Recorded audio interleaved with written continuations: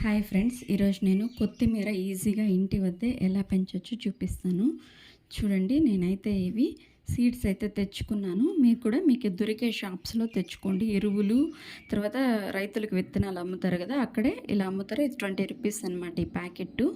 తెచ్చుకున్నాను. నేనైతే వాటిని ఏం సపరేట్ అయితే చేయడం లేదండి, గింజలుగా విడదీయడం అలాగా చేసినట్లయితే కొన్నిసార్లు వస్తాయి పోతాయి. నేను సీడ్స్ అలాగే అయితే వేసేస్తున్నాను అనమాట.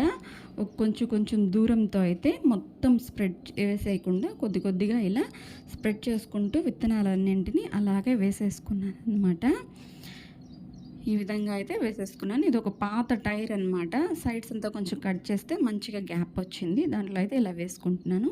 వేసేసిన తర్వాత పైన కాస్త మట్టి, మరీ ఎక్కువ ఎత్తుగా కాకుండా కొద్ది లైట్గా అలా పైకి గింజలు అనేటివి కనిపించకుండా నీట్గా అయితే ఒక లేయర్ లాగా అయితే స్ప్రెడ్ చేసేసుకోండి. ఇలా స్ప్రెడ్ చేసేసుకున్న తర్వాత నీట్గా చక్కగా అయితే వాటరింగ్ అయితే చేసేసేయండి. అంటే ఎక్కువ వాటరు పోసేయకుండా కొంచెం చిలకరించినట్లుగా మొత్తం మట్టి అంతా తడిచేలాగా వాటర్ అయితే వేసేసుకోండి. ఇలా వేసేసుకున్న తర్వాత మీరు కొద్ది కొద్దిగా వాటర్ అయితే ఇలా 2 డేస్కి అలా చల్లుకోండి. ఎక్కువ వాటర్ ఉంటే కూడా గింజలు లోపల అనేటివి పాడైపోతాయి అన్నమాట. అలా చల్లుకుంటూ ఉండండి. నేనైతే ఇంతకు ముందు వేసున్నాను అనమాట. అవి 1 వీక్ తర్వాత ఈ విధంగా మొలకలు అయితే చాలా చక్కగా వచ్చేసాయి. చూడండి, నీళ్ళైతే ఎక్కువ ఇవ్వకండి. సో తర్వాత ఇది 15 డేస్ తర్వాత ఈ విధంగా అయితే చాలా బాగా వచ్చిందనమాట కొత్తిమీర అనేది.